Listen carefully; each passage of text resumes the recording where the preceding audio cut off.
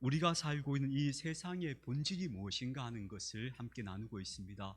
지난주에 기억나실지 모르겠습니다만 이 세상은 하나님 없는 세상, 하나님을 인정하지 않는 무신론의 세상이다, 그렇게 말씀드렸죠.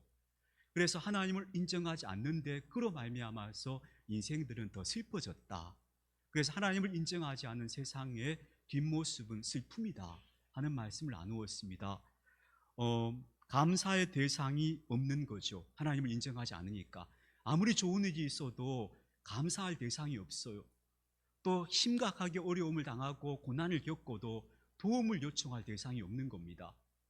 더 심각한 것은 하나님이 없다고 생각하니까 삶의 기준이 없어지는 겁니다. 뭐가 옳고 그른지 기준이 없어지는 겁니다. 그러니까 사람들이 다 자기 내키는 대로 사는 거예요.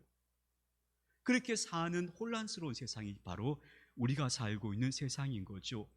그래서 사람들은 이렇게 말해요. 현대에 들어서서 현대인들이 되게 고단해졌다고 얘기해요.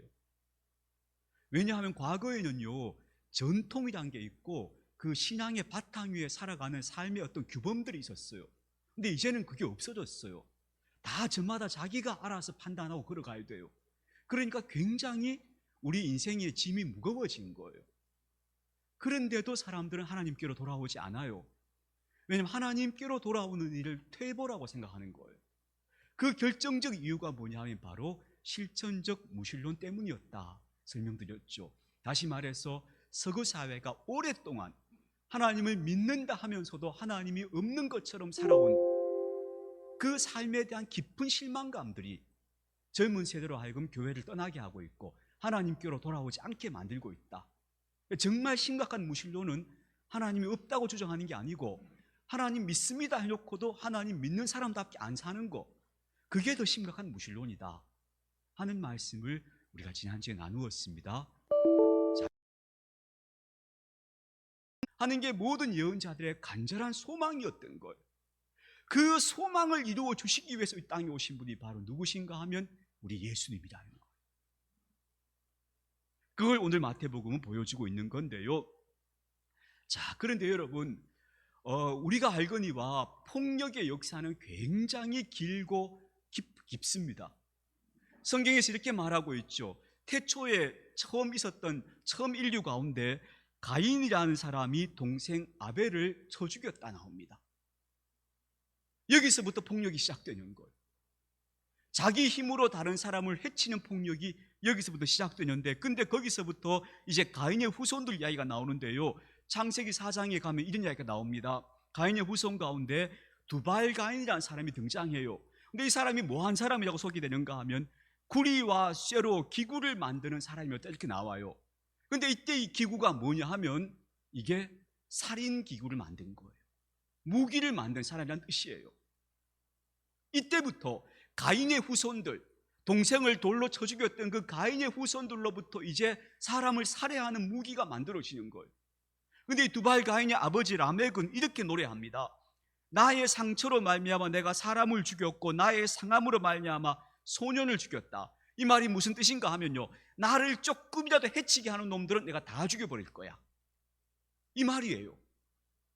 나에게 조금만 상처를 주거나 나를 조금이라도 위협하는 놈들은 내가 안 살려둘 거야, 이런 말이에요. 그러니까 폭력이, 가인에게서부터 시작된 폭력이 점점 커져가고 있는 거예요. 눈덩이처럼 커져가는 거예요. 그래서 결국은 노아의 홍수 직전에 어떤 세계가 펼쳐지는가 하면 포악함이 땅에 가득했다고 나와요. 사람마다 서로 힘을 가지고 서로를 제압하려고 하고 강제하려고 하는 그런 폭력이 이 세상에 가득했던 거예요. 그래서 하나님께서 이 땅을 홍수로 멸하시겠다고 작정하셨다는 거예요. 이토록 폭력의 역사는 인간의 역사와 함께 시작되었다고 얘기할 수 있습니다. 이렇게 세상은 폭력이 지배하는 세상이 되어갔던 겁니다. 여러분, 폭력이 뭘까요?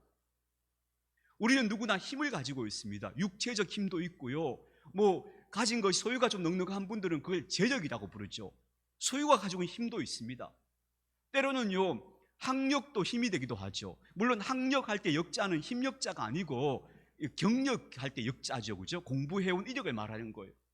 근데 실제로 학력도 그가 어떤 대학을 졸업하고 어디서 공부했냐 하는 것도 때때로 힘이 되기도 하죠. 아니, 많이 되죠. 이런 식으로 다양한 힘들이 존재하는데요. 그런데 그 힘이 어떨 때 폭력이 되는가 하면 거칠게 행사될 때입니다. 상대방을 고려하지 않고 상대방의 의사와 반하는 일들을 강제하기 위해서 내가 가지고 있는 힘이 행사될 때 그게 폭력이 되는 거예요. 그런데 그 폭력의 역사가 인류의 역사와 함께 동일하게 계속 흘러온 거예요. 그리고 지금 우리가 사는 세계는 그야말로 폭력의 힘이 지배하고 있는 세계라고 우리가 정의해도 결코 틀리지 않을 거예요. 사실상 사람들은 폭력이 모든 문제의 최종 해결책이라고 생각합니다. 심지어 이렇게 말하기도 합니다. 평화를 원한다면 전쟁을 준비해라, 이런 말도 합니다. 그 상당히 일리가 있는 말이긴 합니다. 왜냐하면 진짜 우리가 평화를 원한다면 아무도 우리를 침범하지 못할 강한 힘이 있어야 된다. 그래야 우리가 평화를 지킬 수 있다는 말이니까 그 말도 틀린 말은 아닙니다. 그런데 그 말의 본질을 들어가면 본질이 뭡니까? 결국 평화를 뭘로 지킨다는 겁니까? 힘으로, 폭력으로 지킨다는 겁니다.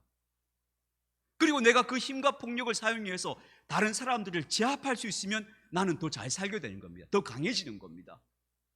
그런데 이게 꼭 국가 간의 문제만은 아니죠. 모든 인간관계에 사실 이것이 적용되고 있다고 해도 과언이 아닙니다. 그 역사적 근원을 따져보면요, 이런 이야기를 우리가 들을 수 있는데요, 로마의 평화란 말 들어보셨죠? 팍스 로마나라는 말입니다. 로마가 다스린 영토 안에는 전쟁이 없고 아주 평화로웠다는 겁니다. 실제로 그랬습니다. 로마는 지중해를 중심으로 해서 거대한 영토를 가지고 있었는데요, 그 로마가 다스린 영역 안에서는 사람들이 어디를 가도 안전했습니다. 왜냐하면 로마의 막강한 군사력이 딱 지키고 있으니까 그 안에서 절대적인 평화가 유지되는 거예요.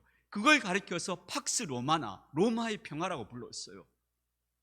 얼른 생각하면 아, 그렇구나, 그런 힘이 있어야 평화가 지켜지는구나 생각할 수 있지만 그 평화의 뒷모습이 어떤 것인가 하면요, 로마 역사에서 아주 유명한 사건이었죠.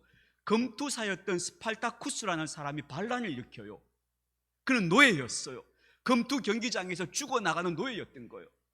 그러니까 이 사람이 자기 동료들을 규합해서 대규모 반란을 일으켰거든요. 그리고 로마 시를 진짜 위협으로 빠뜨려요. 그래서 아슬아슬했는데 결국은 이 스팔타쿠스의 반란이 다 말하자면 제압이 됩니다. 다 진압이 돼요. 그리고 나서 사로잡은 남은 자가 6천 명이 남아요. 스팔타쿠스 군대가.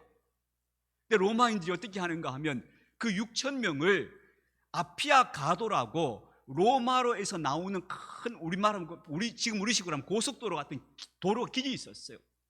그 길 좌우에 6천 명을 모두 십자가에 못 박아버려요. 생각해 보세요. 사람 6천 명을 십자가에다 다 못 박아서 쫙 길가에 세운 거예요. 이게 뭐죠? 조금이라도 로마에 반항하는 사람이 이렇게 된다, 보여주는 거예요. 절대로 꿈쩍하지 마라. 로마의 힘이 이렇게 막강하기 때문에 함부로 설치지 말라는 거예요. 그게 로마가 만든 평화였어요.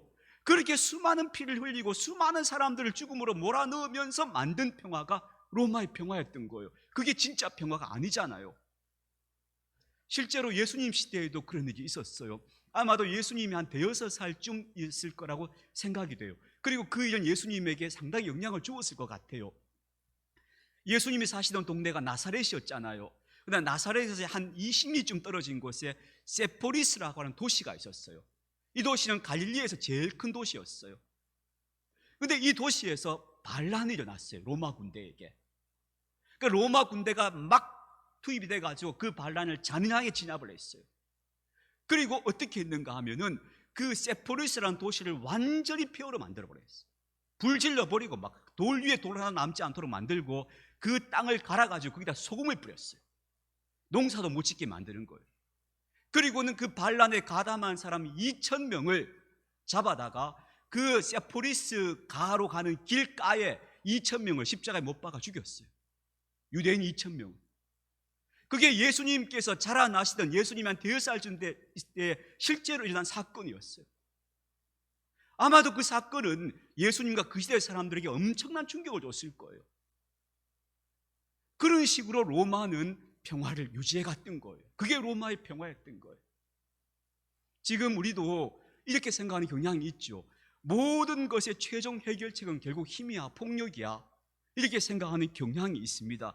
그래서 이 세상은 그때나 지금이나 그 폭력의 속성이 변하지 않았다. 여전히 이 세상은 폭력이 지배하는 세상이고 폭력이 최종 해결책이라고 생각하는 시대를 우리는 살고 있다고 볼 수 있겠죠. 그런데 여러분, 이 폭력이 비단 이렇게 막 드러나는 이런 물리적으로만 폭력이 행사되는 건 아닙니다. 이 폭력은 우리 삶 속에 굉장히 깊이 들어와 있습니다. 그 비폭력 대화라는 책이 있는데요, 거기 그 책에 영감을 주신 분이 어떤 분인가 하면 간디의 손자예요. 마하트마 간디 아시죠? 인도를 독립시켰던 그 간디의 손자가 학교에 가서 친구들한테 몹시 그 따돌림을 당합니다. 요즘 말하면 학교 폭력을 당하는 거예요. 그리고 얘가 돌아와서 울며 상처를 받아 돌아오니까 그 간디가, 할아버지가 그 소녀를 불러다가 훈련을 시켜요. 뭘 시키는가 하면 벽에다가 그림을 그리게 해요. 나무를 그려놓고 한쪽에는 평화의 말들, 평화의 일들을 적게 하고 한쪽에는 그가 경험한 폭력의 말들, 폭력의 사건들을 기록하게 해요. 근데 이 아이가 자기가 일상을 살면서 학교 생활을 하고 사람을 만나면서 그동안 내가 생활 속에서 사용했던 언어, 그리고 내가 했던 행동들이 얼마나 폭력적이었는가 하는 걸 이 아이가 깨닫게 되는 거예요. 그래서 이런 말 한마디 한마디가 다 폭력이었구나 하는 걸 이 아이가 발견하게 돼요. 그래서 여기서 하는 이야기가 뭐냐 하면요, 우리는 폭력에 깊이 물들어 있어요. 심지어 우리가 사용하는 말들 속에도 폭력이 들어있어요. 사람을 함부로 평가하고 판단하고 또 강요하고 이런 것들이 다 타인을 해치는 폭력이에요. 언어 폭력이에요. 근데 우리는 그 폭력을 그냥 폭력인지도 모르고 사용하고 있는 이런 시대에 우리가 지금 살고 있는 거예요. 여러분, 폭력은 정말 심각합니다. 그렇다면 평화의 왕으로 오신 예수님을 따르는 우리는 어떻게 살아야 할까? 어떻게 하면 평화의 왕이신 예수님을 우리가 구원자로 믿고 있는데 어떻게 행동해야 될까? 첫 번째, 우리가 폭력에 대해서 민감해져야 합니다. 이거 폭력이구나, 이런 거는 힘으로 다른 사람을 강제하는 거구나, 이거 폭력적 행동이구나, 폭력적인 말이구나 하는 것에 대해서 민감해져야 합니다. 그래서요, 내 안에서 그런 폭력이 나오지 않도록 우리가 스스로 고삐를 딱 쥐어야 합니다. 그렇지 않으면 우리도 폭력을 행사하는 사람이 돼요. 직장에서 자기보다 밑에 있는 사람이라고 말 함부로 하는 거 폭력입니다. 이거밖에 못해 소리치는 것도 폭력입니다. 부모가 자식에게 함부로 대하는 것도 폭력이에요. 부부간에도 그런 폭력이 날 수 있어요. 그래서 사람들에게 계속 상대방에 상처를 주면서도 그 상대방이 그걸 못 받아들인다고 막 또 화를 내는 거예요. 이거 다 폭력이에요. 이게 폭력이라는 사실에 대해서 민감해져야 해요, 우리가. 그렇지 않으면 우리가 평화의 예수님을 따르는 사람이라고 말할 수 없어요. 그래서 여러분, 특별히 저는 언어의 폭력성에 대해서 우리가 민감해져야 한다고 생각하는데요, 다른 사람 절대 함부로 판단하지 않는다. 남을 함부로 판단하는 건 폭력입니다. 그 사람이 어떤 상황이 있을지, 어떤 마음일지 모릅니다. 그래서 함부로 판단하지 않는다. 그리고 두 번째로는 항상 잘 들어본다. 그리고 강요하지 않는다. 무엇이든 강요하지 않고 내가 정말 필요한 일이 있다면 부탁한다. 정중하게. 그것이 내 자식이라 해도 아이들한테도 부탁해야 됩니다. 그래야 그 폭력성에 아이들 노출시키지 않는 거예요.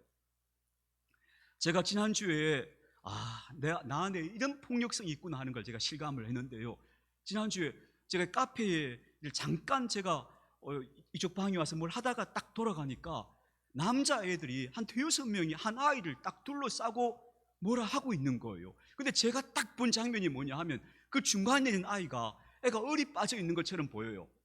그래서 이놈의 자식들이 지금 이게 무슨 짓이야? 버뜩 막 제가 깜짝 놀란 거예요. 그래, 이게 뭐야? 소리를 막 질렀어요. 뭐 하는 거야? 이랬어요.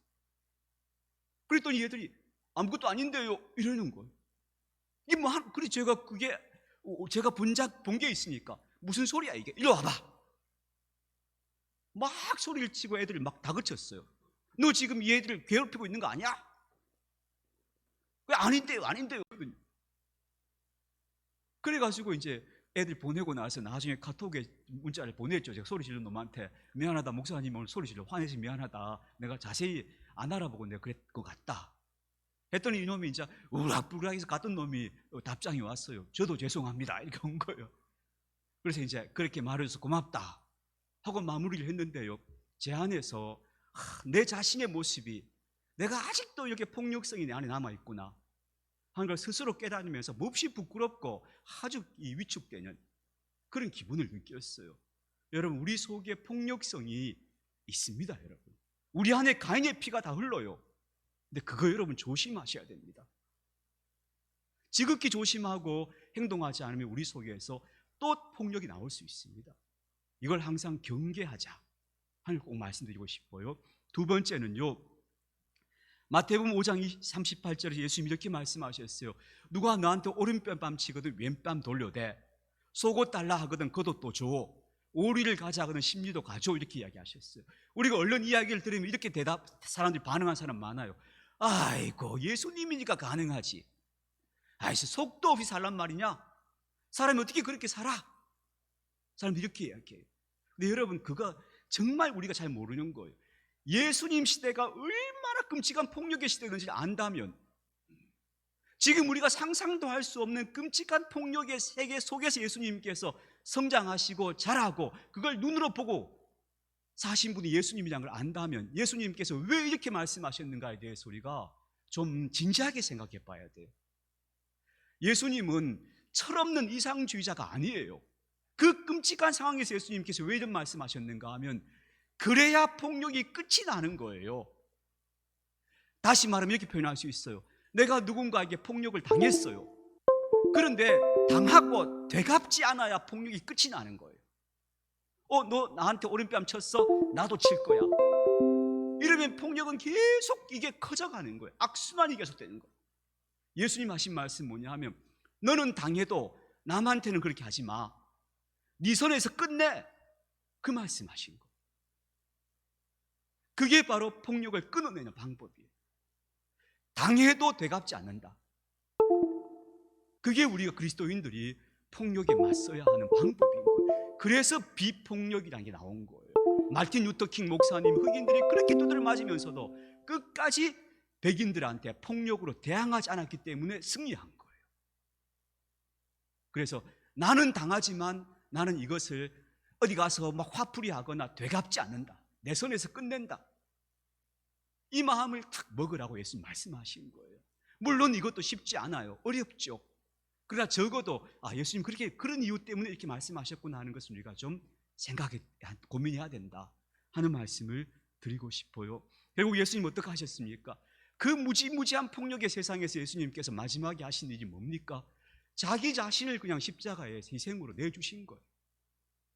예수님은 그렇게 딱 끝내신 거예요, 폭력을. 그래서 우리가 그 예수님을 보면서 예수님 평화의 왕이야, 우리 예수님 방식으로 살아야 돼 하는 것들을 고민하게 되는 거죠. 제가 군대 생활할 때 저희가 이제 처음 제가 88년도에 군대 87년도 갔군요. 87년도 군대 갔는데요. 그때 이제 구타 근절에 대한 이야기가 막 나오고 있을 때였어요. 근데 말이 구타 근절이지 매일 두드려 맞았어요. 하여튼 매일 맞았어요. 왜 사람을 그렇게 때리는지 모르겠어요. 아무것도 아닌 거 가지고 막 때리는 거예요. 가슴팍 여기가 늘 시퍼렇게 먹이 들어 있었어요. 막 주먹으로 가슴을 막 치니까 저녁마다 불러다가. 그래서 이제 실컷 두드려 맞고 돌아서서 우리 동기들끼리 돌아오면 이런 이야기를 하는 거예요. 야, 우리는 고참 되면 절대 때리지 말자. 우리 맞아 보니까 이 기분을 느끼고 매일매일 이렇게 산다는 건 이건 정말 인간답지 못하다. 우리가 막 그렇게 얘기했거든요. 그런데 고참 돼서 또 그 짓 하는 놈이 있더라고요. 지도 그렇게 맞아놓고 그 맞은 걸 또 그 후배들한테 되물림하는 애들이 있었어요. 분명히 그렇게 말해놓고도. 그래서 제가 참 안타까웠는데요. 어쨌든 그래도 나는 맞아도 때리지 않겠다라고 한 친구들이 있었기 때문에 그나마 제가 처음 입대했을 때보다는 제대할 때쯤이 좋아졌던 것 같아요.